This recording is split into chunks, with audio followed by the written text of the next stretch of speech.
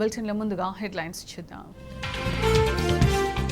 సమస్యలపై మనం పోరాడుతూనే ఉందాం. జనమే టార్చ్ పట్టుకుని బీఆర్ఎస్ కోసం వస్తారన్న కేసీఆర్. ప్రశ్నిస్తే కేసులు పెట్టడమే ప్రజాపాలన. కాంగ్రెస్ సర్కారు తీరుపై కేటీఆర్, హరీష్ రావు ఫైర్. ముఖ్యమంత్రి రేవంత్ కు ముక్కుతాడు. కేబినెట్ విస్తరణ, పీసీసీ చీఫ్ ఎంపిక వాయిదా. రుణమాఫీకి నిధులెట్లా? దిక్కుతోచని స్థితిలో రేవంత్ సర్కార్.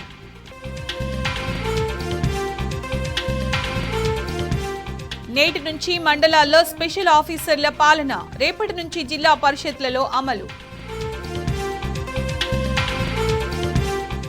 ఇక వారానికి ఒకసారి ఇన్సులిన్. త్వరలో మార్కెట్లోకి డెన్మార్క్ మందు.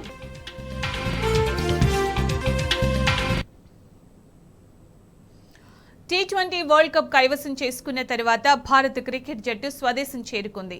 అభిమానులు ఘన స్వాగతం పలుకుతున్నారు. ఇప్పుడు ఆ లైవ్ చూద్దాం.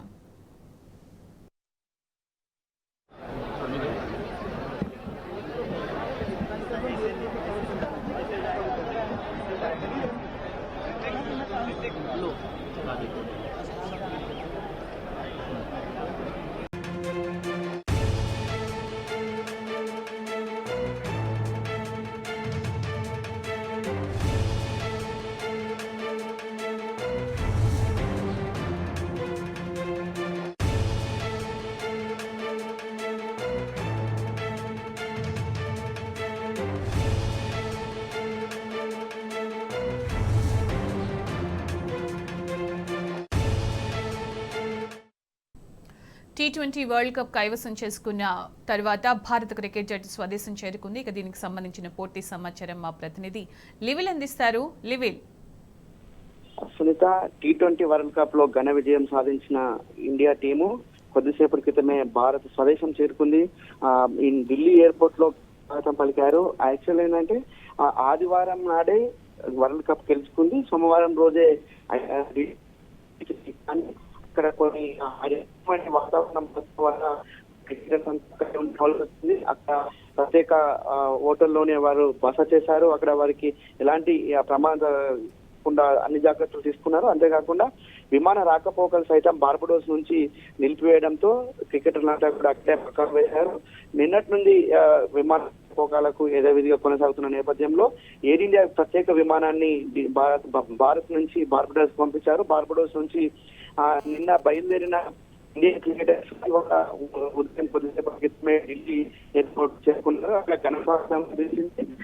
క్రికెట్ 17 సంవత్సరాల తర్వాత తొలిసారి టీ20 వరల్డ్ కప్ గెలిచిన నేపథ్యంలో ప్రేక్షకులంతా పెద్ద ఎత్తున భారత వారిని వినిపించే విధంగా, ధ్వనించే విధంగా ఇవాళ ఇండియా క్రికెట్ కు ఘన స్వాగతం లభించింది. వారంతా కూడా కొద్దిసేపటి తర్వాత ప్రధాని నరేంద్ర మోడీని ప్రత్యేకంగా కలవనున్నారు. వారిని ప్రత్యేకంగా అభినందించనున్నారు. ఇప్పటికే బీసీసీఐ వారికి భారీ నజరాన ప్రకటించింది. అంతేకాకుండా ఏదైతే ఈ టీ20 క్రికెట్ లో ఆడిన సీనియర్స్ కావచ్చు, జూనియర్స్ కావచ్చు, అంతా కూడా సమిష్టి కృషి వల్లనే ఇవాళ ఆ టీ20 ఘన విజయం సాధించినట్లు కూడా ఇప్పటికే రోహిత్ శర్మ కావచ్చు, విరాట్ కోహ్లీ చెప్పారు. ఈ నేపథ్యంలో ఒక అద్భుతమైన విజయాన్ని సాధించిన టీమిండియాకు ఢిల్లీ ఎయిర్పోర్ట్ లో స్వాగతం లభించింది. మరి కాసేపట్లో ప్రధాని నరేంద్ర మోడీని సైతం కలున్నారు. ప్రధాని నరేంద్ర మోడీ వారికి అభినందనలు తెలుపుతున్నారు. ఇప్పటికే యావత్ ఇండియా మొత్తం వారి రాక కోసం ఎదుర్కొన్న తరుణంలో వారు నిన్న బార్బడోస్ నుంచి బయలుదేరి వాళ్ళ ఢిల్లీకి చేరుకున్నారు. మొత్తానికి చూసుకున్నట్టయితే ఇండియాలో క్రికెట్ ఫ్యాన్స్ కి ఒక గుడ్ న్యూస్ గా చెప్పుకోవచ్చు. ఎందుకంటే కప్పుతో తిరిగి ఇండియాకి చేరుకోవడంతో ప్రేక్షకులంతా పెద్ద ఎత్తున క్రికెట్ అభిమానులంతా కూడా మా క్రికెటర్స్ ఎప్పుడు వస్తారని ఎదురు చూస్తున్న తరుణంలో ఇవాళ రానే అని చెప్పుకోవచ్చు. కొద్దిసేపటి క్రితమే ఢిల్లీ ఎయిర్పోర్ట్ చేరుకున్న తర్వాత ఇవాళ ప్రధాని నరేంద్ర మోడీ నివాసంలో వారిని కలిసి ప్రధాని నరేంద్ర మోడీ వారిని అభినందించడం. సునీత. రైట్ లివిల్, థ్యాంక్ యూ.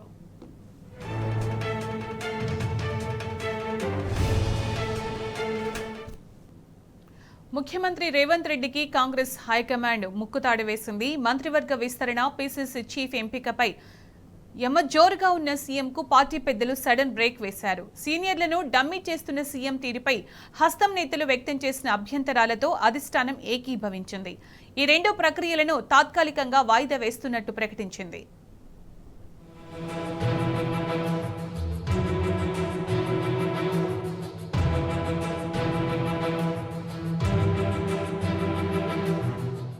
మంత్రివర్గ విస్తరణకు అన్ని ఏర్పాట్లు చేసుకుని గురువారం ముహూర్తం కూడా ఫిక్స్ చేసిన పీసీసీ చీఫ్ సీఎం రేవంత్ రెడ్డికి కాంగ్రెస్ అధిష్టానం షాక్ ఇచ్చింది. మంత్రివర్గ విస్తరణ, పీసీసీకి కొత్త అధ్యక్షుడి ఎంపికపై ఏకాభిప్రాయం కుదరకపోవడంతో ఈ రెండు ప్రక్రియలను తాత్కాలికంగా వాయిదా వేస్తున్నట్లు పార్టీ పెద్దలు ప్రకటించారు. వీటిపై పునఃసమీక్షిద్దామని రేవంత్ రెడ్డి పట్టుబట్టినప్పటికీ అవకాశం ఇవ్వకుండా తొందర ఏముంది అంటూ పార్టీ అధ్యక్షుడు మల్లికార్జున ఖర్గే కర్ణాటకకు, కేసీ వేణుగోపాల్ కేరళకు వెళ్లిపోయారు. దీంతో సీఎం రేవంత్ రెడ్డి నిరాశతో హైదరాబాద్ కు తిరిగి ప్రయాణమైనట్టు సమాచారం.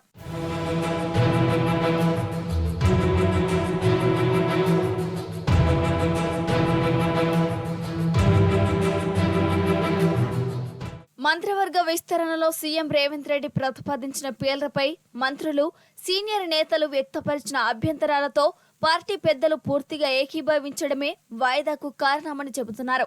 బుధవారం ఉదయం ఢిల్లీ వెళ్లిన రేవంత్ రెడ్డి సాయంత్రం రాజ్యసభ సభ్యుడు కె కేశవరావుతో కలిసి మల్లికార్జున ఖర్గే ఇంటికి వెళ్లారు.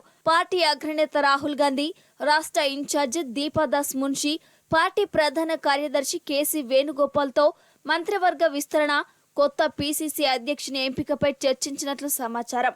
అయితే మంత్రివర్గ విస్తరణకు రేవంత్ చేసిన ప్రతిపాదనతో పార్టీ పెద్దలు విభేదించినట్లు తెలిసిందే. పార్టీలో అందరి అభిప్రాయాలను పరిగణలోకి తీసుకుని మళ్లీ కసరత్తు చేశాకనే మంత్రివర్గాన్ని విస్తరిద్దామని చెప్పి ప్రస్తుతానికి వాయిదా వేద్దామని ప్రకటించినట్లు సమాచారం.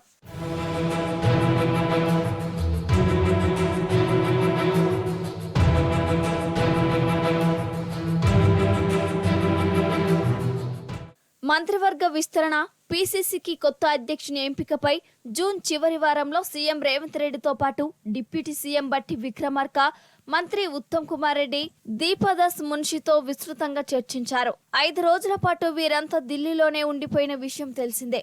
అందరి అభిప్రాయాలను పరిగణలోకి తీసుకున్న అధిష్టానం విడిగా కసరత్తు చేసినట్లు తెలిసిందే. సీఎం రేవంత్ రెడ్డి ప్రతిపాదనలపై సీనియర్లు వ్యక్తం చేసిన అభ్యంతరాలు సహేతుకంగా ఉన్నాయని అధిష్టానం భావించినట్లు సమాచారం. తమ అభిప్రాయాలను అధిష్టానం ముందే తీసుకోవడంతో విస్తరణకు గ్రీన్ సిగ్నల్ ఇవ్వడమే తర్వాయి అన్న అంచనాతో సీఎం రేవంత్ రెడ్డి గురువారం ముహూర్తం ఖరారు చేసుకుని అన్ని ఏర్పాట్లు చేసుకున్నారు. గవర్నర్ రాధాకృష్ణన్ కలిసి సమాచారం కూడా ఇచ్చారు. కానీ రేవంత్ కు షాక్ ఇస్తూ పార్టీ హైకమాండ్ ఈ ప్రక్రియలను వాయిదా వేస్తున్నట్లు ప్రకటించింది.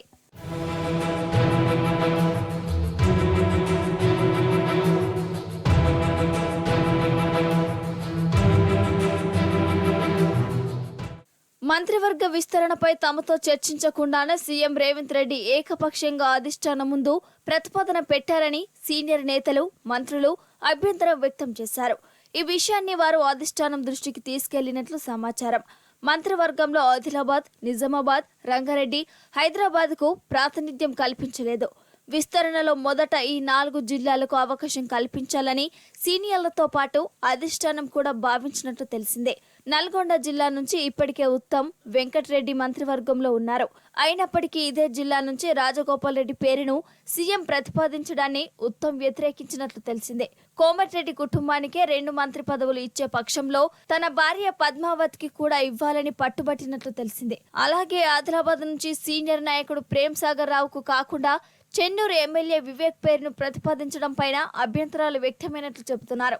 ఇప్పటికే వివేక్, వినోద్ కు ఎమ్మెల్యేలుగా, వంశీకృష్ణకు పెద్దపల్లి ఎంపీగా అవకాశం కల్పించారు. మళ్లీ వారి కుటుంబానికి మంత్రి పదవి కూడా ఇవ్వాలని రేవంత్ రెడ్డి ప్రతిపాదించడాన్ని డిప్యూటీ సీఎం బట్టి విక్రమార్క తీవ్రంగా వ్యతిరేకించినట్లు తెలిసిందే.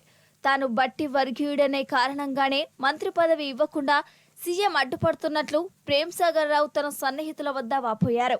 ఈ విషయాన్ని కూడా సీనియర్లు అధిష్టానం దృష్టికి తీసుకెళ్లినట్లు సమాచారం.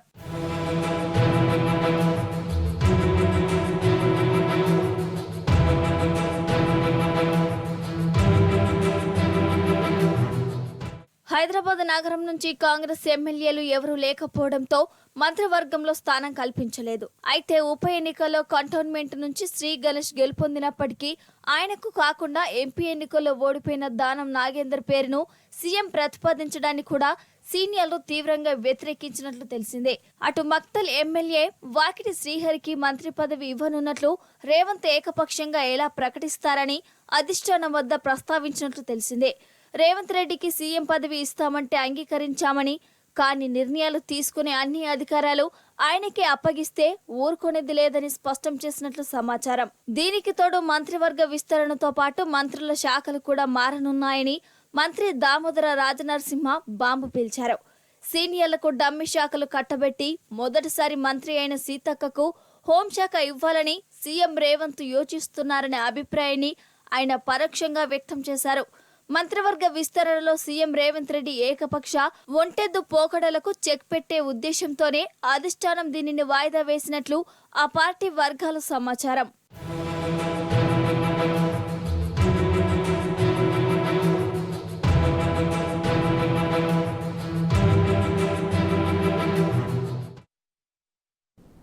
జాతీయ స్థాయి సైలింగ్ పోటీలకు హుస్సేన్ సాగర్ మరోసారి వేదిక అయింది. ప్రతి ఏడాదిలాగే ఈ ఏడాది కూడా సాగర్ జిల్లాలపై పడవ పందాలు నగర ప్రజలను ఆకర్షిస్తున్నాయి. ఈ పోటీలో దేశంలోని టాప్ సెయిలర్లు పోటీ పడుతున్నారు. ఇక రేడియల్ సెయిలింగ్ లో పోటీ పడుతున్న మహిళా సెయిలర్లు టోర్నీకే ప్రత్యేక ఆకర్షణగా నిలుస్తున్నారు.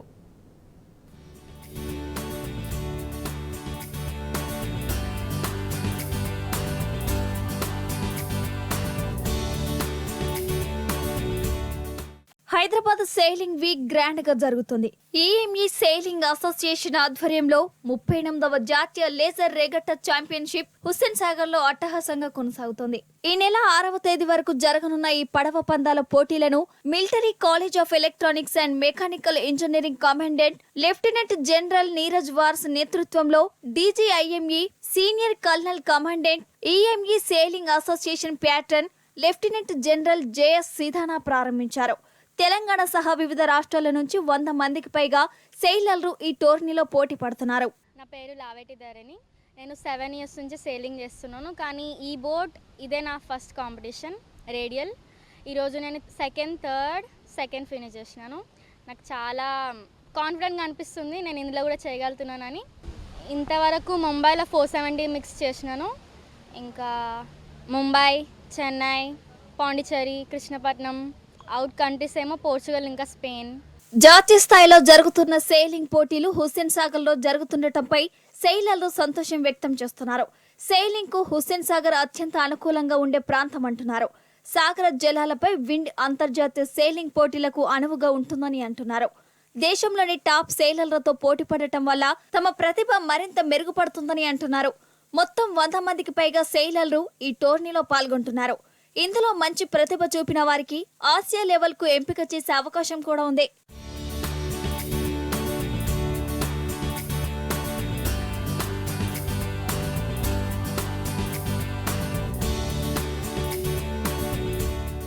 ముప్పై 7 సంవత్సరాలుగా హుస్సేన్ సాగర్ లో సెయిలింగ్ పోటీలు జరగడంపై నిర్వాహకులు సంతోషం వ్యక్తం చేస్తున్నారు. సాగర్ లో సెయిలింగ్ ప్రాక్టీస్ చేసిన సెయిలర్లు ఒలింపిక్స్ లోని పాల్గొని మంచి ప్రదర్శన చేశారని సుబేదార్ సాయిరామ్ అంటున్నారు.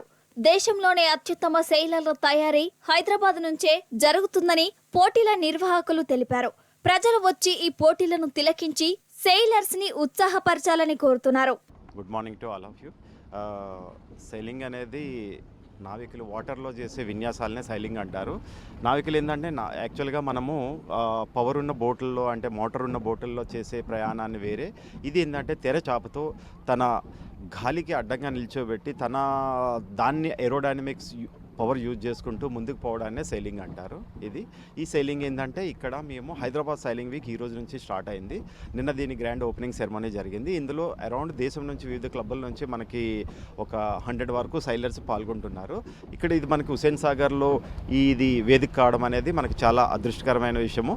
ఇది టోటల్గా ఇండియన్ ఆర్మీ కండక్ట్ చేస్తుంది. ఇందులో మీరు చూస్తుంటే 4 టైప్స్ ఆఫ్ గేమ్స్ ఉంటాయి. లేజర్ 470, లేజర్ 650 అట్లా అనేసి. దీనిలో బాయ్స్ అండ్ గర్ల్స్ అందరూ పార్టిసిపేట్ చేస్తారు. ఇంకా ఎవరికైనా సరే పార్టిసిపేట్ చేయాలనుకున్నా సరే మా దగ్గరకు వచ్చి పార్టిసిపేట్ చేయొచ్చు. వారం రోజుల పాటు జరిగే హైదరాబాద్ సెయిలింగ్ వీక్ అందరినీ ఆకర్షిస్తోంది. మరో 3 రోజుల పాటు నగరవాసులను సెయిలింగ్ పోటీలు అలరించనున్నాయి.